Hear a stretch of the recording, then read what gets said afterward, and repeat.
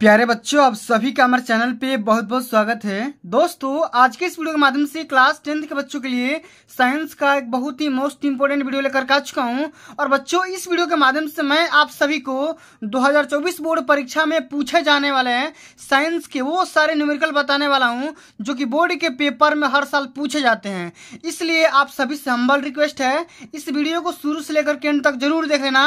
Video को एक प्यारा सा लाइक कर देना, शेयर कर देना, अगर चैनल पर नए हो तो सब्सक्राइब भी कर देना। आइए साथियों, इस वीडियो के माध्यम से मैं आप सभी को प्रकाश का परिवर्तन तथा अपवर्तन चैप्टर से वो सारे मोस्ट इंपोर्टेंट न्यूमेरिकल बताऊंगा जो कि बोर्ड के पेपर में हर साल पूछा जाता है। ठीक है, कहने का मतलब ये है कि मैं आप सभी को वो सारे रिपीटेड क्वेश्चन बता दूंगा जिनको आप अगर आसानी से हल कर लेते हो, समझ लेते हो तो बोर्ड के पेपर में अच्छे से अच्छे मार्क्स अचीव कर सकते हो। ठीक है, तो अगर आप चाहते हैं बोर्ड के पेपर में अच्छे से अच्छे मार्क्स अचीव करना और अपने माँ बाप का सपना पूरा करना, तो इस वीडियो को शुरू से लेकर के एंड तक जरूर देख लेना। वीडियो को लाइक शेयर जरूर करना। ठीक है, आइए सबसे पहला हमारा क्वेश्चन यहाँ पे पूछा गया है कि अवतल दर्पण की फोकस दूरी 10 सेंटीमीटर दिया गया है। दर्पण से 20 सेंटीमीटर की दूरी पर स्थित वस्तु का प्रतिबिंब दर्पण से कितनी दूरी पर बनेगा, ये आप सभी को बताना है। ठीक है, और ये जो क्वेश्चन है बोर्ड के पेपर में ऑलरेडी कई बार पूछा जा चुका है। ठीक है, तो ध्यान से समझिए। ठीक है, क्योंकि यही सब सारे क्वेश्चन बोर्ड में आते हैं। ठीक है, आओ सबसे पहले हम साथियों ये समझ लेते हैं कि जो दर्पण होती है, ठीक है, जो हमारे यहाँ पे अवतल दर्पण दिया गया है। अब हमें सभी को पता होगा कि अवतल दर्पण के लिए जो हमारे पास फोकस दूरी होती है वो हमेशा क्या होती है, निगेटिव होती है। तो सबसे पहले हम यहाँ पे लिख देंगे जो भी हमारा डाटा दिया गया है, हम यहाँ पे लिखेंगे दिया है।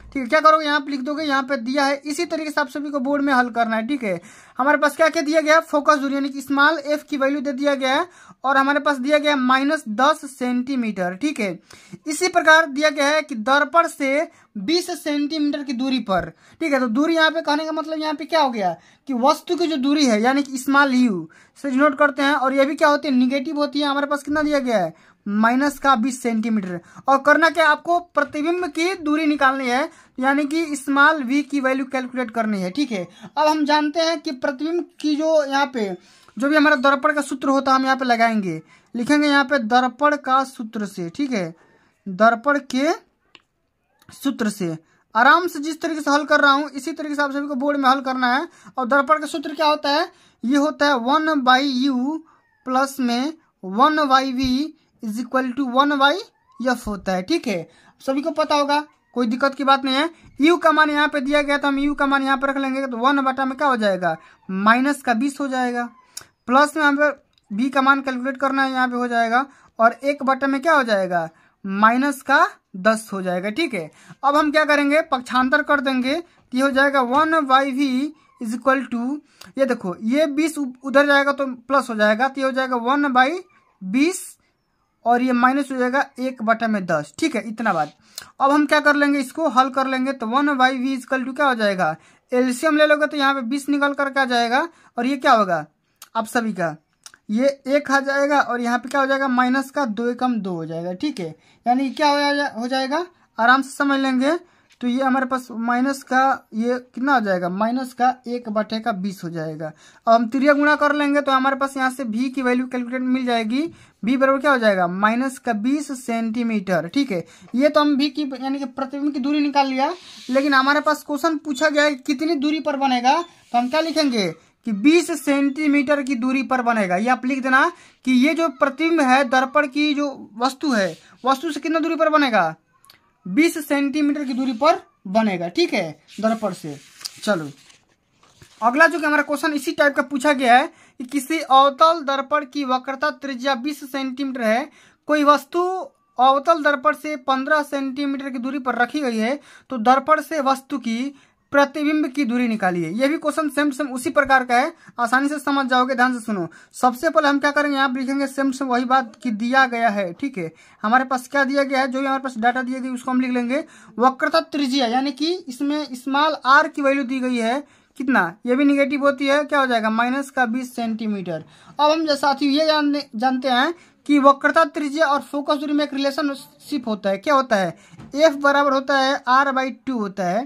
ठीक है, हम क्या करेंगे, हम फोकस का मान यहाँ से निकाल लेंगे, तो फोकस का मान क्या हो जाएगा, -20 और बटे का 2 यानी क्या हो जाएगा, -10 सेंटीमीटर। ठीक है, हमारे फोकस की वैल्यू निकल करके आ गई।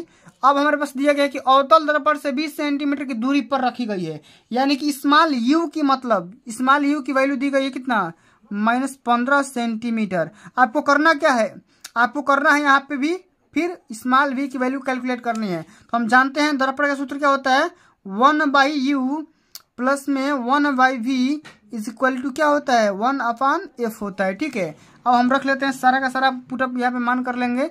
यू का मान दिया गया है, यू का मान हमारे पास मिल गया है 1/-15।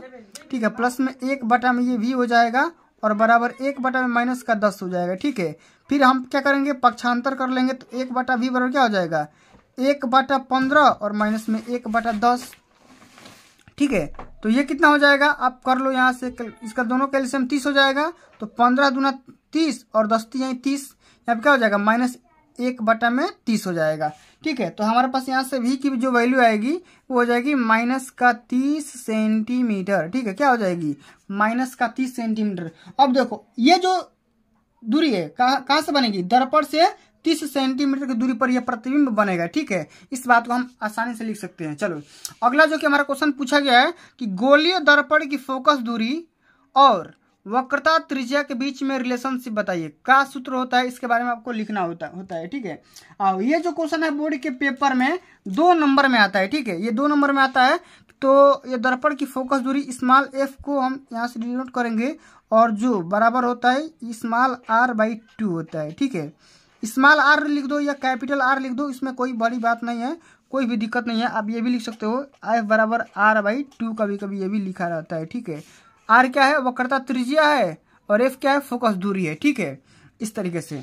चलो अगला जो कि हमारा सूत्र यहाँ पे लिखना है, अवतल दर्पण के लिए u, v और f में संबंध का सूत्र लिखना है। ठीक है, तो u, v और f में क्या संबंध होता है कि 1/u प्लस में 1/v इज इक्वल टू क्या होता है, 1/f, जो कि बहुत ही फेमस फार्मूला है और ये बोर्ड के पेपर में इस पे बेस सारे न्यूमेरिकल आते हैं। ठीक है, तो इस वाले फार्मूला को याद रखना है। ठीक है, अब चलो अगला जो कि हमसे क्वेश्चन पूछा गया है कि रेखीय आवर्धन का सूत्र लिखना है। तो सबसे पहले समझो कि रेखीय आवर्धन क्या होता है। ठीक है, रेखीय आवर्धन की परिभाषा अगर मैं बताना चाहूंगा तो गोलीय दर्पण के मुख्य अक्ष के लंबवत नापी गई प्रतिबिंब की लंबाई तथा वस्तु या बिंब की लंबाई का अनुपात को रेखीय आवर्धन कहते हैं। इसे स्मॉल f से डिनोट करते हैं।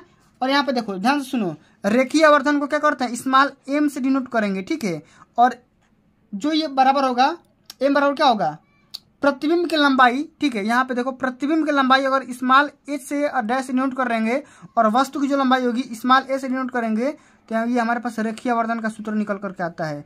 यहाँ पे ये क्या है, ये है प्रतिबिंब की लंबाई, क्या है, ये प्रतिबिंब की लंबाई है। ठीक है, और ये किसकी लंबाई है, ये है आपकी वस्तु की लंबाई। किसकी है, वस्तु की लंबाई है। ठीक है, इस बात को ध्यान में रखना है। तो साथियों आज के लिए बस इतना ही। अगर ये वीडियो आप सभी को अच्छी लगी होगी, हेल्पफुल लगी होगी, वीडियो को लाइक कर देना, शेयर कर देना, अगर चैनल पर नए हो तो सब्सक्राइब भी कर देना। मिलते हैं अगली वीडियो में, तब तक के लिए जय हिंद, जय भारत, वंदे मातरम।